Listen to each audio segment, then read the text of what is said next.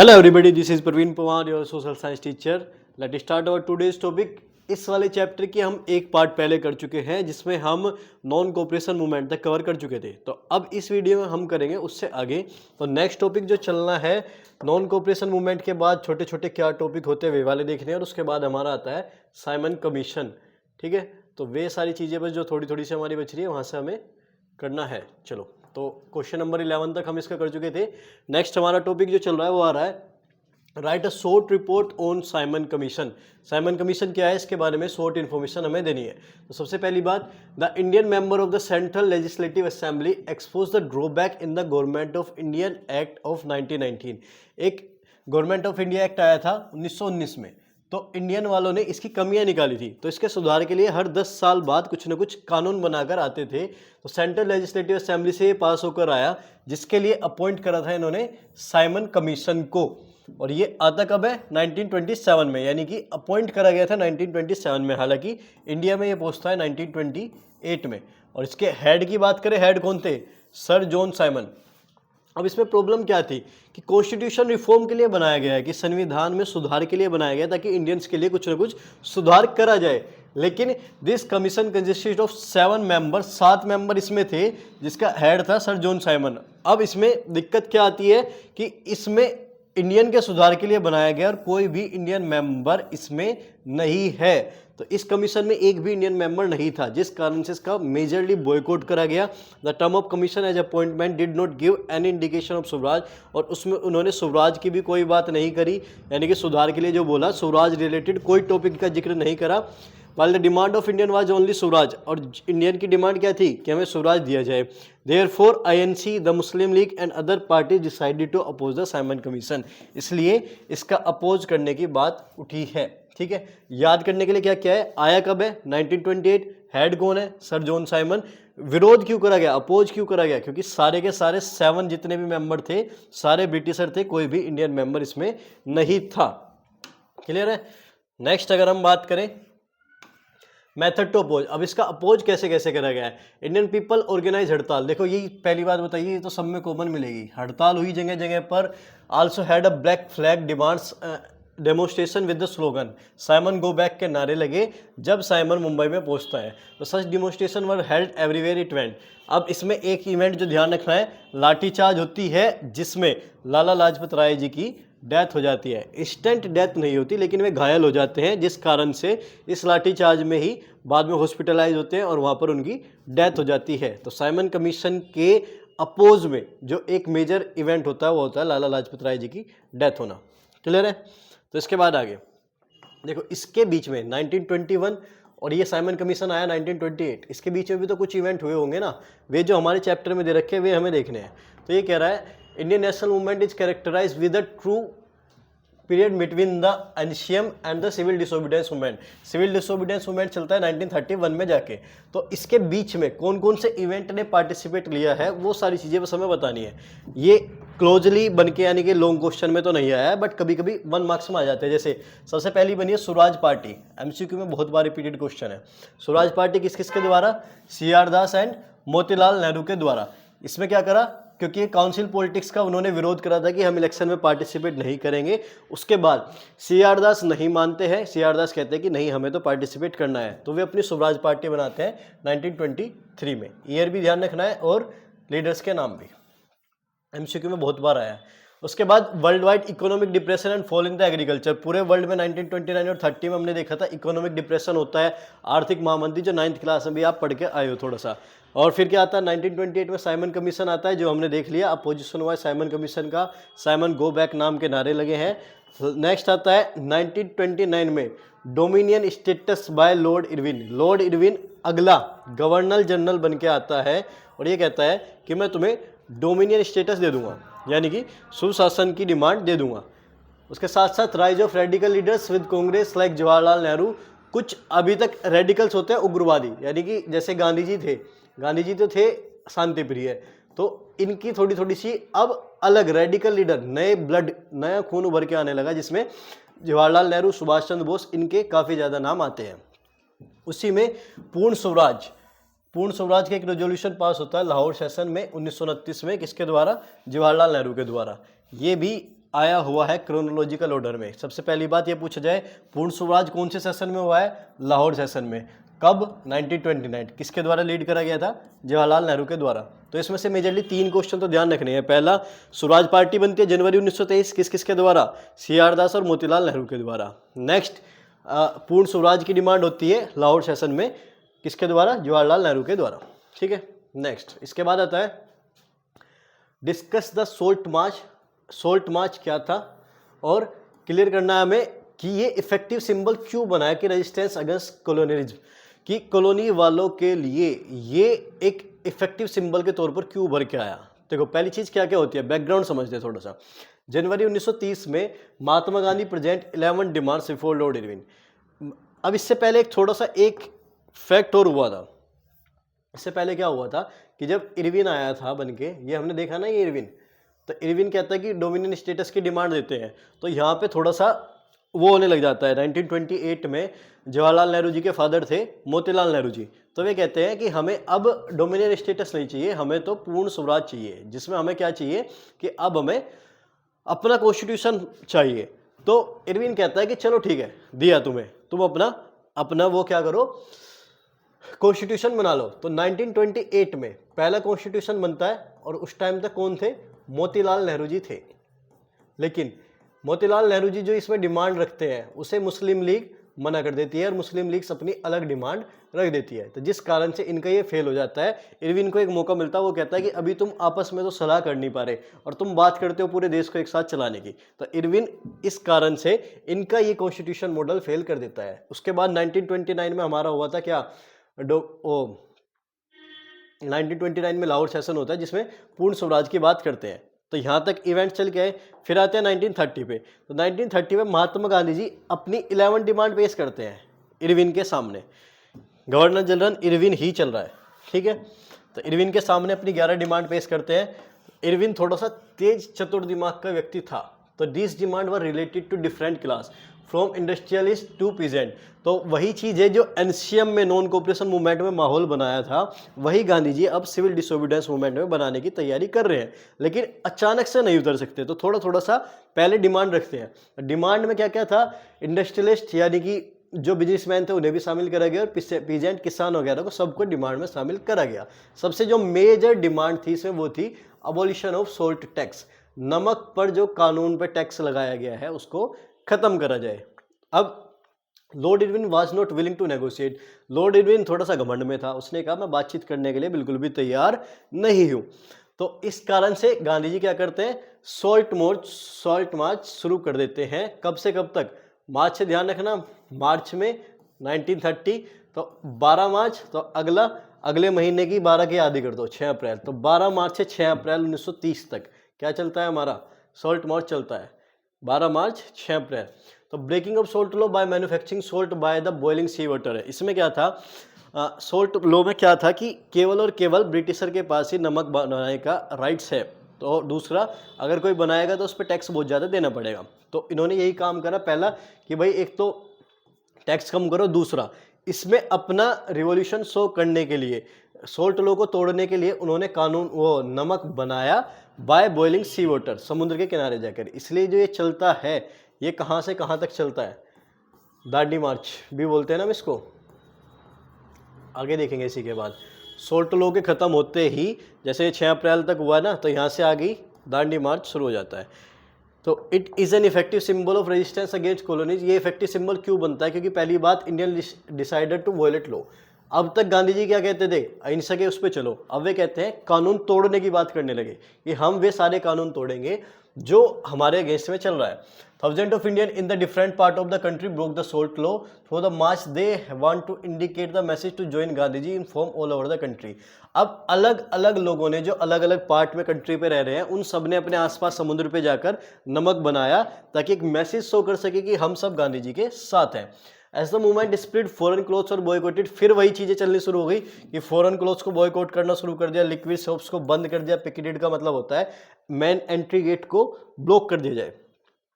Peasant ने मना कर दिया कि हम आपको रेवेन्यू नहीं देंगे, चौकीदारी टैक्स वगैरह नहीं देंगे, और साथ साथ फॉरेस्ट लॉ वगैरह ये सारी चीज़ें चलती है, ठीक है। तो आगे ये इफेक्टिव सॉल्यूशन क्यों था, क्योंकि इसमें अगर हम बात करें कि अगर देखें नमक एक ऐसी चीज़ है जो हर जगह यूज करी जाती है, तो इसको घर में फैमिली में सब रिलेट करेंगे, अमीर हो गरीब हो खाना तो खाएगा ही ना। तो हर एक चीज़ कॉमन, यानी कि कॉमन मटेरियल है, कॉमन सब्सटेंस है जिसको हम यूज़ करते ही हैं, तो इसलिए हर एक व्यक्ति से रिलेट कर पाएगा, इसलिए गांधी जी ने इसको उठाया है। ठीक है, अब उसके बाद ये खत्म कैसे होता है, ये खत्म होता है गांधी इरविन पैक्ट से। गांधी इरविन का समझौता होता है, कब होता है ये, 5 मार्च 1931 में। तो Gandhi Irwin pact continue to participated in the round table conference. वे इसमें क्या कहते हैं कि आपको राउंड टेबल कॉन्फ्रेंस में हिस्सा लेना है जो लंदन में हो रही थी। यानी कि देखो, अभी हमने देखा इरविन बात मानने से तो मना करने लग गया था, लेकिन होता क्या है कि जो वहाँ के पीएम होते हैं बिर्किनहेड, वे कहते हैं कि हमें क्या करना है कि इसकी हमें एक राउंड टेबल कॉन्फ्रेंस की मीटिंग करनी है। तो राउंड टेबल कॉन्फ्रेंस का राउंड टेबल क्यों रखा है, अगर चौकोर टाइप की, देखो अगर चौकोर टेबल हुई तो कहीं ना कहीं हेड बैठेगा, मान लो बीच में बैठ गया या इधर बैठ गया या इधर बैठ गया। और राउंड टेबल में क्या है, कहीं कोना है भाई, कहीं भी बैठ जाओ, सब बराबर पे है ना। तो इसका राउंड टेबल कॉन्फ्रेंस का मतलब इसलिए ही रखा गया था कि सब इक्वालिटी को हम लेकर चलेंगे और सब बराबर है, बस आकर इंडियंस भी तुम बराबर हो, बस आकर अपनी बात बताओ। लेकिन उसमें गांधी जी मना करते हैं कि जब तुम हमारी 11 डिमांड्स नहीं मान रहे, हमारी कोई बात नहीं मान रहे, तो मैं उसमें हिस्सा लेकर क्या करूंगा। तो गांधी जी मना करते रहते हैं। तो उसके बाद इरविन पर दबाव पड़ता है। इरविन कहता है कि ठीक है, जो तुम्हें कहना है, जो तुम्हारी डिमांड है, सब मैं मानने के लिए तैयार हूँ, बस तुम्हें राउंड टेबल कॉन्फ्रेंस में जाना है। इसलिए क्या होता है, गांधी इरविन पैक्ट होता है मार्च 1931 में। ठीक है, तो ये एक शॉर्ट ओवरव्यू चल रहा था। अब बीच में एक बार ये वाला आ जाऊं, गांधी इरविन पैक्ट, वे सारी चीजें बाद की हैं। उसके बीच में सोल्ट मार्च के बाद में ये चलता है सिविल डिसओबीडियंस मूवमेंट। तो ये ध्यान रखना है। तो इसका भी वैसे ही ओवरव्यू लेते हैं हम, जैसे उसे करा था। स्टार्ट कब से कब तक, 6 अप्रैल 1930 से। पहली बात 6 अप्रैल से क्यों, क्योंकि 12 मार्च से लेकर 6 अप्रैल तक क्या चला था, सोल्ट मार्च चला था, जिसको हम दांडी मार्च भी बोलते हैं। ठीक है, जैसे ही ये खत्म होता है उसके तुरंत बाद क्या लॉन्च कर देते हैं, सिविल डिसोबीडियंस मूवमेंट लॉन्च कर देते हैं।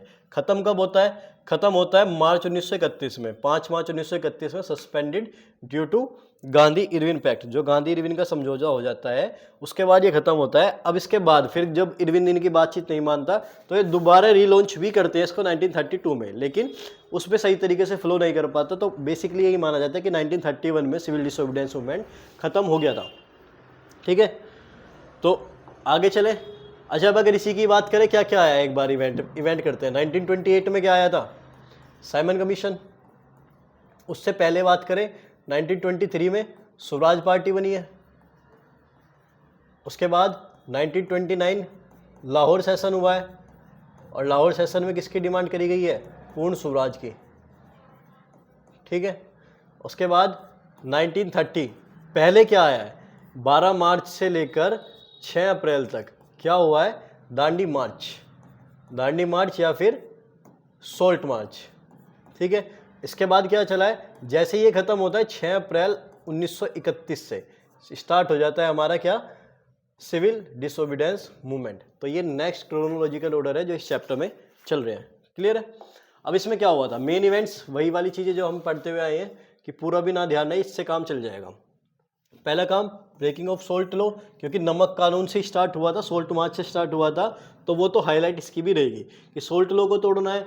फॉरेन गुड्स, विदेशी वस्तुओं के बॉयकॉट, लिक्विड सोप्स को तोड़ना, फॉरेस्ट लॉ को तोड़ना, ये सारी चीज़ें कॉमन ही चल रही है जो उसमें भी चली थी, कुछ नया नहीं है।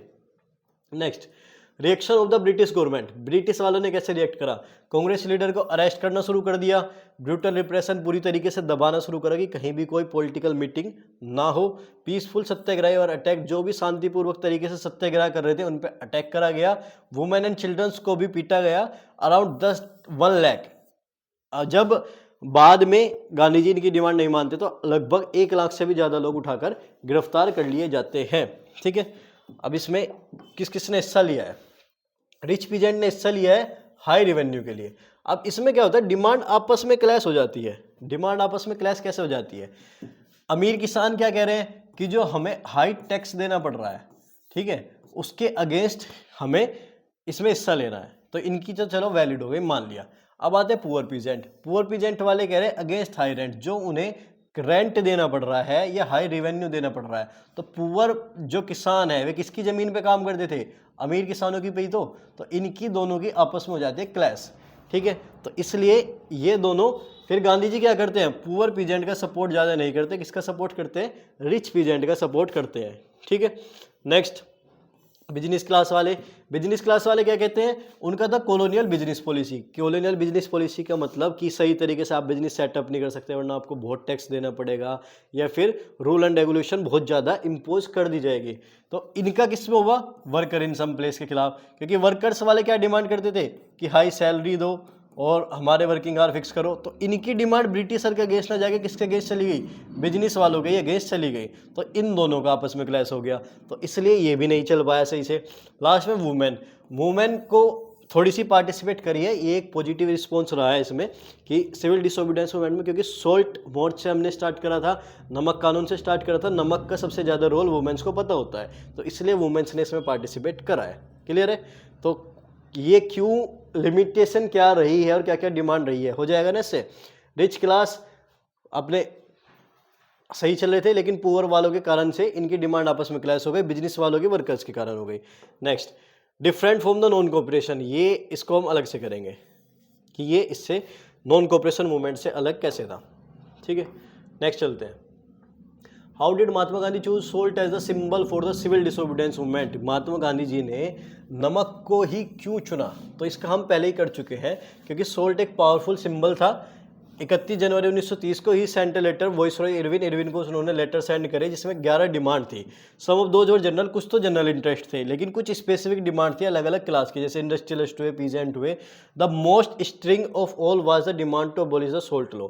सबसे मेन यही थी कि नमक कानून को खत्म करना है। अब नमक कानून को खत्म कैसे करेंगे, सोल्ट वाज समथिंग। अब सोल्ट को क्यों लिया, क्योंकि सोल्ट एक ऐसी चीज थी जो कंज्यूम करी जाती है बाय रिच एंड पुअर, अमीर हो गरीब हो खाना तो सभी खाएंगे, तो rich and poor, and it was one of the most essential item, और ये सबसे ज़्यादा जरूरी चीज़ है खाने में, बिना नमक के खाना बनता ही नहीं है।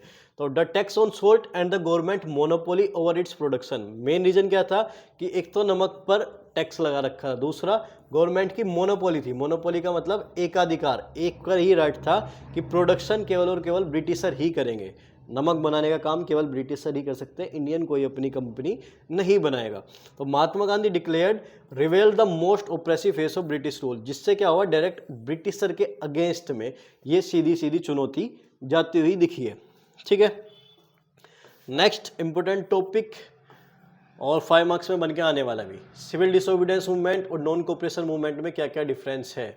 तो ये इजी भी है, जो हम पढ़ के आए हैं, देखो सीधा सीधा। पहला, स्टार्ट कब होता है नॉन कोऑपरेशन मूवमेंट, पहले होता है कब होता है 1921 में, ये कब होता है 1930 में, ठीक है।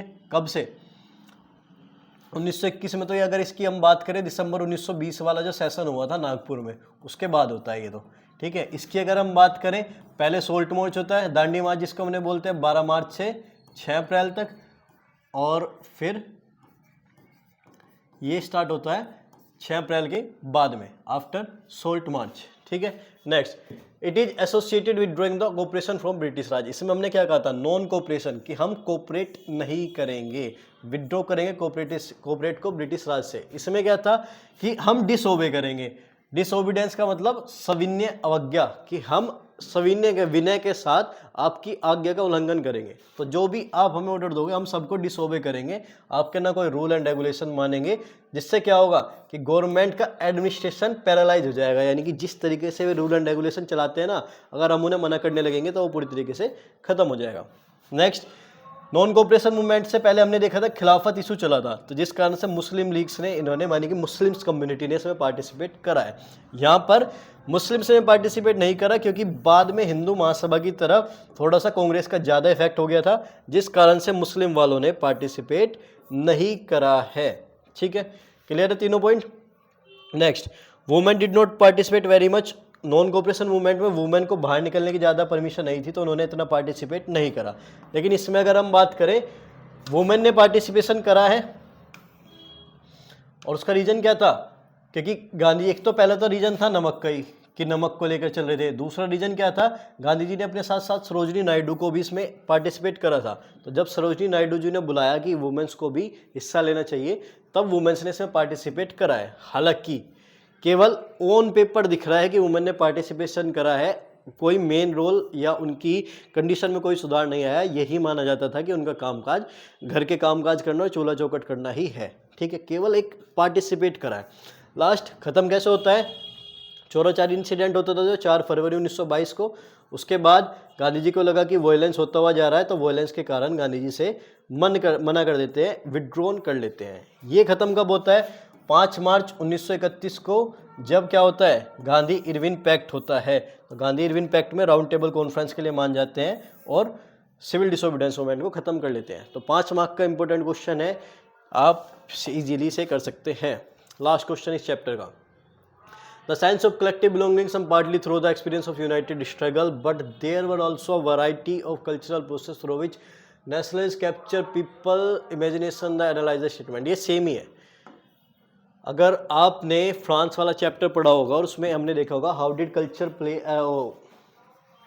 Did French revolutionary create a sense of collective identity, कि फ्रांस वालों ने कलेक्टिव आइडेंटिटी का कैसे क्रिएट करा है। तो उसी तरीके से ही है कि इंडिया वालों ने कैसे करा है। तो जो सेम चीज़ वहाँ चली थी ना, वही यहाँ पर चलेगी।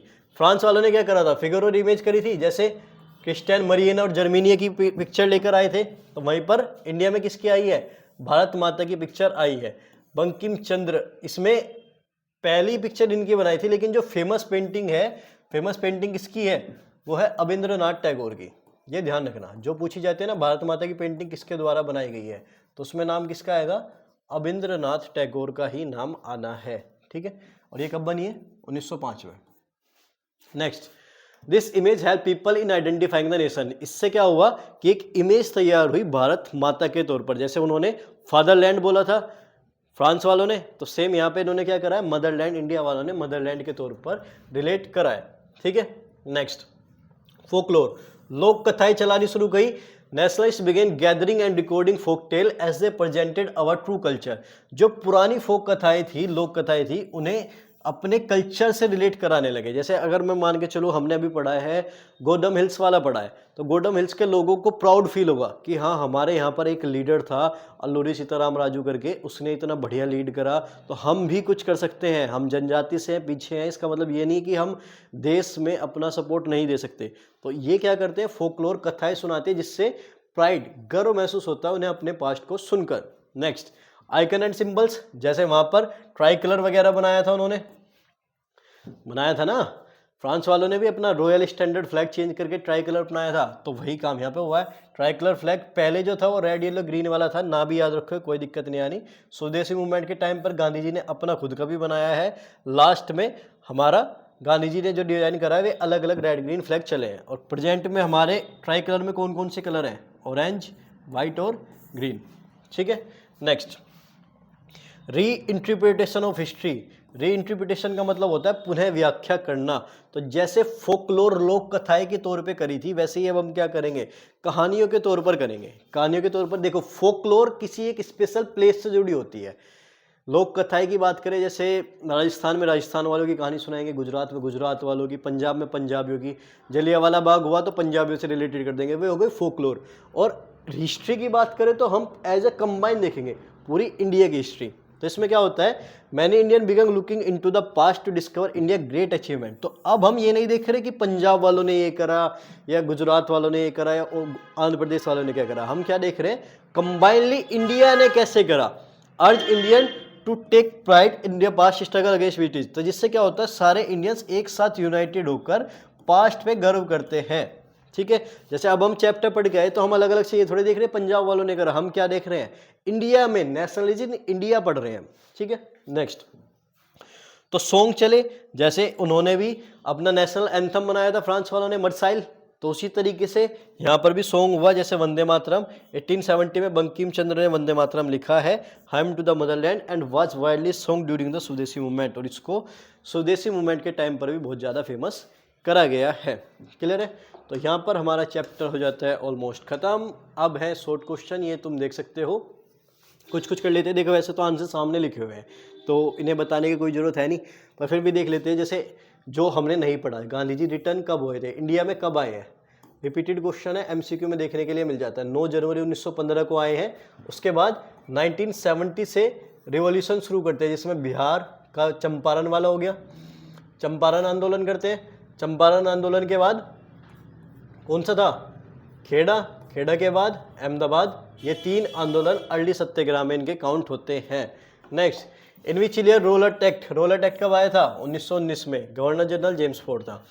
जलियांवाला बाग कब होता है, 13 अप्रैल 1919 को, लीड किसके द्वारा कराया था, जनरल डायर के द्वारा, ये भी इंपॉर्टेंट है। नेक्स्ट, खिलाफत इशू, ये एक तरीके से क्लोजली रिवाइज हो जाएगा। इस चैप्टर के बड़े क्वेश्चन तो थोड़े बहुत हैं, कर लो, लेकिन एमसीक्यू जरूर ध्यान देना, क्योंकि एमसीक्यू में बहुत ज़्यादा आ जाते हैं इसमें, और फंसते भी हैं क्योंकि फैक्ट ज़्यादा है। तो हु लेड खिलाफत इशू, खिलाफत क्या था, खलीफा, खलीफा कौन थे, इसलिए इस्लामिक हेड, स्पिरिचुअल गुरु, किसने लीड करा इंडिया में, अली ब्रदर्स, मोहम्मद अली एंड शौकत अली। किस सेशन में नॉन कोऑपरेशन मूवमेंट को अडॉप्ट करा गया है, तो नॉन कोऑपरेशन मूवमेंट को अडॉप्ट करा गया है दिसंबर वाले में। दिसंबर वाला कहाँ हुआ था, नागपुर, नागपुर कहाँ है, महाराष्ट्र, मैप पे भी आता ही है, ठीक है। नेक्स्ट, बॉयकॉट क्या है, पिकेट क्या है, बेगर क्या है, ये तो छोटी छोटी टर्म है, इसकी कोई जरूरत नहीं है। एक ये वाला बन के आता है, पीजेंट मूवमेंट, बारदोली सत्याग्रह। बारदोली सत्याग्रह कब हुआ है, पहली तो बात 1928 में, किसके द्वारा करा गया है, सरदार वल्लभ भाई पटेल के द्वारा करा गया है, इंपॉर्टेंट है, आया हुआ है। चौराचारी इंसिडेंट 4 फरवरी 1922 गोरखपुर के यूपी में, इसी के कारण से नॉन कोऑपरेशन मूवमेंट बंद कर दिया गया था। स्वराज पार्टी बहुत इंपॉर्टेंट, किसके द्वारा, चित्तरंजन दास, CR दास या फिर मोतीलाल नेहरू, जनवरी 1923 में ये बनाई गई थी। साइमन कमीशन इंडिया आया 1928 में, किस कारण से आया था, कॉन्स्टिट्यूशनल मैटर में सजेस्ट रिफॉर्म, सुधार करने के लिए वो आया था। भारत माता की पेंटिंग फेमस वाली पेंटिंग रविंद्रनाथ टैगोर, कौन से ईयर में, 1905 में, ठीक है। जवाहरलाल नेहरू के में कौन से वाले उसमें पूर्ण स्वराज पास करा गया था, लाहौर सेशन में, कब हुआ था, 1929 में। तो एक्ट कौन सा है जिसमें प्लांटेशन वर्कर्स को अपने चाय के बागान छोड़ने की परमिशन नहीं थी, इनलैंड इमिग्रेशन एक्ट कब आया था, 1859 में, कब आया था ये, 1859 में, ठीक है। आनंद मठ की बुक बंकिम चंद्र चटर्जी के द्वारा लिखी गई है, ये वाले हैं क्रोनोलॉजिकल ऑर्डर के लिए लगाने के लिए आया था, ठीक है, इसको देख लो, first, second, third, fourth. Next चले 18, क्रोनोलॉजिकल ऑर्डर का मतलब होता है क्रम से लगाना, कि पहले कौन सा इवेंट हुआ, बाद में कौन सा, उसके बाद कौन सा। तो ये उसके रिगार्डिंग चल रहा है जो सा हमने कहाँ करा था, रोलट एक्ट आता है, जलियांवाला बाग होता है उसके आसपास। तो मार्शल लॉ इम्पोज करा गया, मार्शल लॉ तो बाद में आएगा, पहले क्या होगा, जनरल डायर एंटर करेगा, जनरल डायर एंटर करा, गोली चलाई, ये मार्शल लॉ के भी बाद में हुआ है ये वाली घटना, ठीक है। उसके बाद large crowd gathered in enclose ground of Jallianwala Bagh, ये भी बाद में है। 10 April police open fire on a peaceful procession in Amritsar. तो सबसे पहला काम क्या होगा, सबसे पहला आया था रोलट एक्ट। रोलट एक्ट के लिए 6 अप्रैल को स्टार्ट हो जाता है, तो 6 अप्रैल से फिर हड़ताल रैली वगैरह शुरू होती है, तो उसके बाद सीजन आएगा 10 अप्रैल वाला। तो सबसे पहले एक नंबर पे क्या आया, 4th। अब 10 अप्रैल को पुलिस ने ओपन फायर कर दी, तो फिर उन्हें रीजन देना था, तो रीजन उन्होंने क्या दिया कि हमने मार्शल लॉ इम्पोज कर दिया है। तो 4th के बाद फर्स्ट के बाद जनरल डायर एंटर करेगा बाद में, पहले लोग इकट्ठे हुए हैं बैसाखी में, बैसाखी के लिए जलियांवाला बाग में इकट्ठा हुए ना, तो 4th, 1st, 3rd और 2nd, ठीक है। नेक्स्ट, अब ये तुम्हारे लिए दिया है, ठीक है, चलो लगा लेते हैं। जो तुम अब तक पूरा चैप्टर पढ़ गया इसमें पता चल जाएगा कैसे कैसे करना है। तो कैसे याद करेंगे, साइमन कमीशन 1928, चौराचारी 4 फरवरी 1922, non cooperation 1921, civil disobedience 1931, Rowlatt Act 1919, Poona pact होता है। ये पूना पैक्ट क्या है, इसका जिक्र नहीं हुआ शायद। पूना पैक्ट होता है अंबेडकर जी के बीच में, गांधी जी और अंबेडकर जी, यानी कि जब राउंड टेबल कॉन्फ्रेंस में अंबेडकर जी एक व्यक्ति थे जिन्होंने तीनों राउंड टेबल कॉन्फ्रेंस में हिस्सा लिया था, गांधी जी ने केवल 2nd वाली में लिया था। तो उसमें क्या होता है, गांधी जो अंबेडकर जी गए थे वे जा रहे थे दलित यानी कि ओप्रेस्ड पीपल के लीडर्स के तौर पर, तो वहाँ पर वे डिमांड करते हैं कि हमें अलग सेपरेट इलेक्टोरेट्स दिया जाए, अलग निर्वाचक मंडल दिया जाए। तो उसमें गांधी जी इनके लिए क्या करते हैं, आमरण अनशन पे बैठ जाते हैं। गांधी जी कहते हैं कि अभी मुस्लिम लीग से अलग हुए हैं, अब दलित लोग अलग हो जाएंगे, तो ऐसे पूरा इंडिया बट जाएगा। तो जिस कारण से ये आपस में नाराज हो जाते हैं, फिर इनका सॉल्यूशन कराते हैं और वो सॉल्यूशन होता है पूना पैक्ट 1932 में। ठीक है, तो ये किस किस के बीच होता है, गांधी जी और अंबेडकर के बीच में। क्लियर है।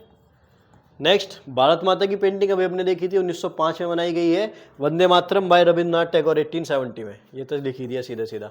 तो अब के इसके हिसाब से क्रोनोलॉजिकल ऑर्डर में लगाने ना, पहले कौन सी घटना हुई है, तो सबसे पहले ये, दूसरे नंबर पे ये, तीसरे पे 1919 वाली, फिर चौथा, फिर पाँचवा, छठा, सातवां और आठवां, इस तरीके से लगा लेना।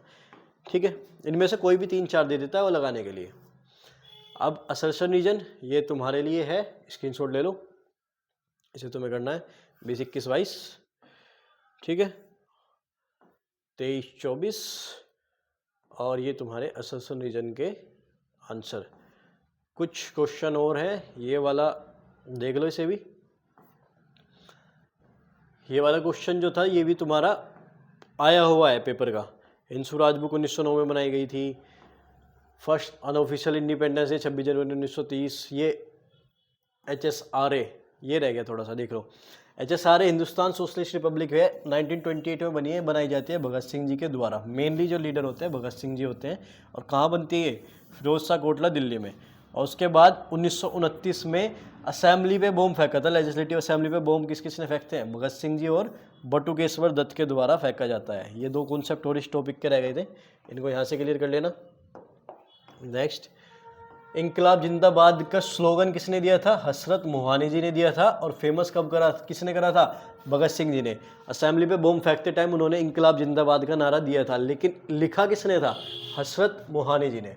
क्विट इंडिया मूवमेंट, सीधा सीधा सिंपल क्वेश्चन, लास्ट में छोटा सा दे रखा है, ज़्यादा डिटेल में नहीं पढ़ना, ध्यान रखना कब हुआ है, 8 अगस्त 1942 में। और इसी में गांधी जी ने डू और डाई का स्लोगन दिया है।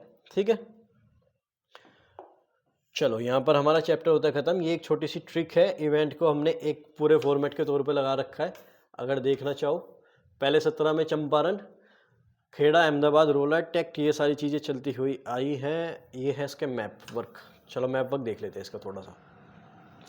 मैप वर्क कैसे आता है, ये केवल इतना देख लो तुम, 1 नंबर गारंटेड इन 3 में से। पहला, कौन से सेशन में NCM को अप्रूवल करा गया था, तो अप्रूवल करा गया था सितंबर वाले में। कहाँ पे होता है, कलकत्ता। कलकत्ता कहाँ है, तो पहला कहाँ करोगे मार्क, यहाँ पर। दूसरा, कौन से वाले सेशन में अडोप्ट कर लिया गया है, अडोप्ट कर लिया गया था, तो वो कौन से में, नागपुर सेशन। कब, दिसंबर 1920। दो तरीके से क्वेश्चन बन के आएगा, या तो पूछा जाएगा सितंबर 1920 का सेशन कहाँ हुआ था, तो सीधा कलकत्ता, दिसंबर 1920 वाला नागपुर। या फिर पूछा जाएगा किसमें NCM को अप्रूव करा गया है, NCM को अप्रूव किस में करा गया है, कोलकाता वाले में। NCM को अडोप्ट किस में करा गया है, इसी में। ये सीधा सीधा आ जाता है कि 1927 का INC सेशन कहाँ हुआ है, तो ये हुआ है मद्रास में। तो नागपुर कहाँ है हमारा, यहाँ पे, और मद्रास कहाँ है हमारा, नीचे, तमिलनाडु में। क्लियर है। एक और दिखा दूँ तुम्हें मैप की, बाकी मैप के आने वाले क्वेश्चन ये हैं, ये कैसे कैसे भरने हैं साथ साथ दे रखे हैं। साथ साथ बताता हुआ भी चलो, चंपारण आता है, चंपारण बिहार में, खेड़ा वाला गुजरात में, अहमदाबाद वाला गुजरात में, अमृतसर वाला जलियांवाला बाग पंजाब में, चोराचारी घटना यूपी में हुई थी, और दांडी गुजरात। मैप के लिए अलग से वीडियो डाल रखी है, अगर आपको दिक्कत आ रही है तो मैप वहाँ से इसका कवर कर सकते हो। तो यहाँ पर हमारा चैप्टर होता है पूरी तरीके से ख़त्म। आई होप आपने ये एंजॉय करा होगा। देखो बड़ा चैप्टर है, ऑब्वियसली बात है, बड़ा है तो थोड़ा सा समझने में टाइम लगेगा और याद करने में और भी ज़्यादा टाइम लगेगा। तो हिस्ट्री कैसे करनी है, पार्ट्स में डिवाइड कर लो कि पहले हम NCM से पहले का देखेंगे, फिर नॉन कोऑपरेशन मूवमेंट से सिविल डिसोबीडियंस तक का देखेंगे, और लास्ट में सिविल डिसोबीडियंस से लास्ट तक का टॉपिक। तो 3-3 पार्ट्स में इन्हें डिवाइड करके याद कर लो तो इजीली याद होगा और थोड़ा सा कवर भी कर जाएगा। बाकी आप वीडियो को बार बार सुन सकते हैं, अगर मान लो कहीं घूमते फिर रहे हैं, चलते फिरते, तो स्टोरी के वे में आपको एक माइंड में चलती रहेगी क्या क्या हुआ था। क्लियर है। तो आई होप आपने ये चैप्टर एंजॉय करा होगा। मिलते हैं नेक्स्ट वीडियो में नए चैप्टर के साथ, तब तक के लिए bye bye, take care. Video को सब्सक्राइब करें, वीडियो को शेयर करें और चैनल को सब्सक्राइब करें।